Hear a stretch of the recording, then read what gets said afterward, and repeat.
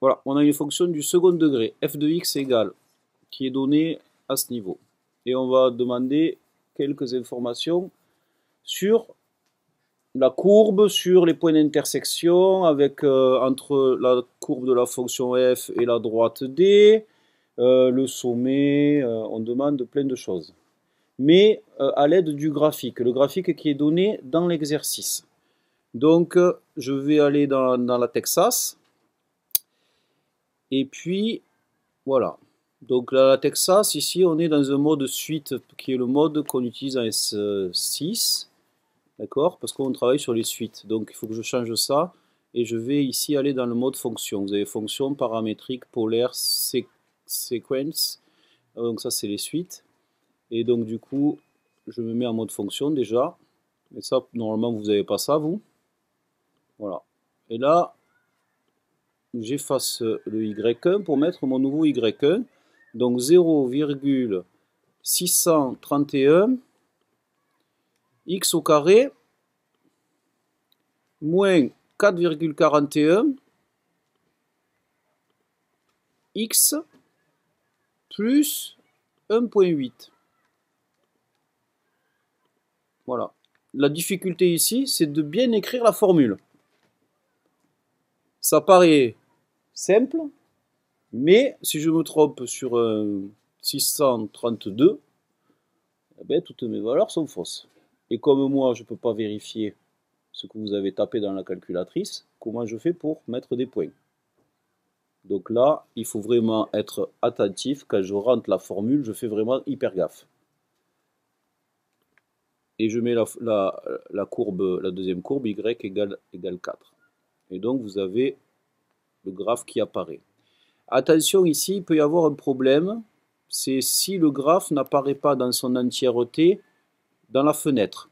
Il faut modifier la fenêtre. Donc je vais dans Windows et je peux modifier la fenêtre. Ici, la fenêtre, c'est la fenêtre d'origine. Moins 10, 10, 1, moins 10, 10. D'accord? Voilà. S'il y a besoin, on peut changer ça. Moins 20, 10. Pour les abscisses, x minimum, c'est l'abscisse minimale. Ça veut dire la fenêtre, elle commence à s'ouvrir à moins 20 sur la gauche. Et elle finit à 10 sur la droite. Et donc là, j'ai modifié ma fenêtre, elle démarre un peu plus tôt. Ça ne sert à rien ici. Hein, ça ne sert à rien. Mais des fois, la courbe, elle n'est pas entièrement dans la fenêtre, donc je modifie la fenêtre. Voilà, je remets moins 10. Parce que voilà, c'est sympa. Maintenant, je veux connaître, le premier truc que je veux connaître, c'est S, le sommet.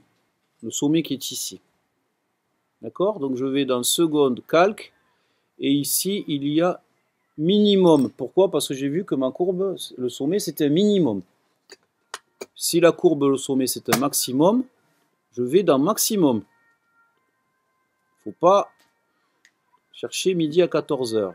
Left bound, je me mets à droite, à gauche, pardon, du minimum, ici, je me mets là, entrée, et après il me demande right bound, je me mets à droite, du minimum, entrée. Guess, ici, ce n'est pas le minimum encore, il faut que je refasse entrée. Voilà.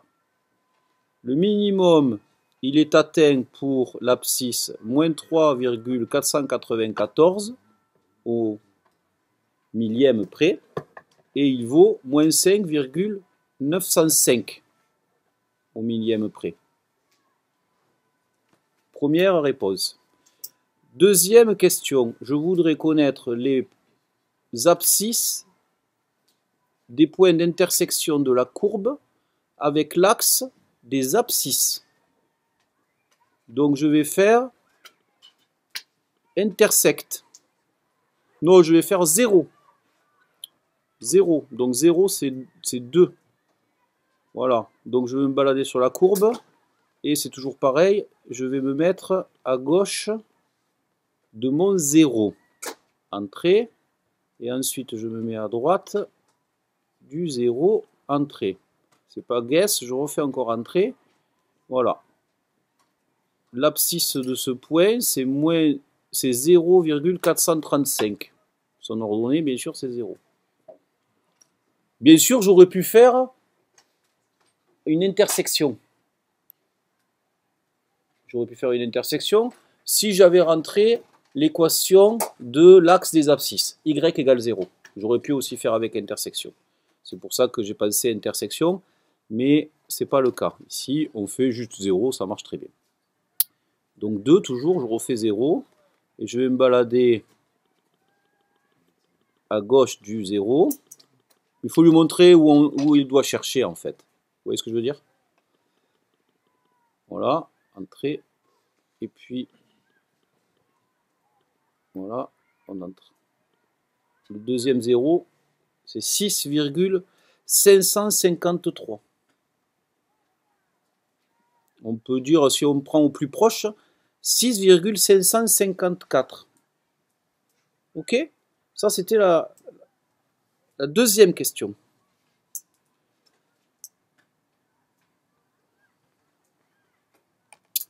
Troisième question, c'est le point d'intersection ici avec l'axe des ordonnées. Ici, je n'ai pas besoin de la calculatrice. D'accord? Je regarde juste f de 0.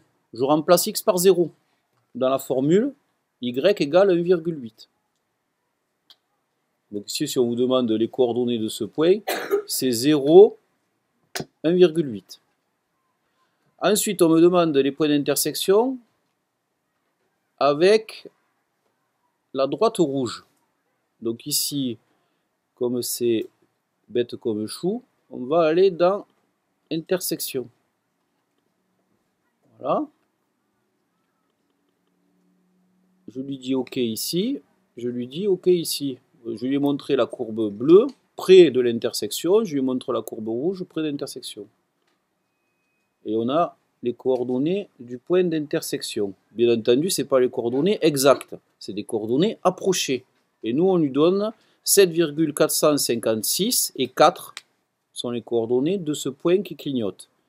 Je veux faire la même chose de l'autre côté, donc je vais dans Intersect et je refais la même chose. Par contre, il faut que je me balade tout à gauche. Voilà, entrée, et là, entrée. Et les coordonnées de ce point, c'est moins 0,467, 468 au plus proche. Et y égale 0, y égale 4. Donc, les coordonnées de ce point.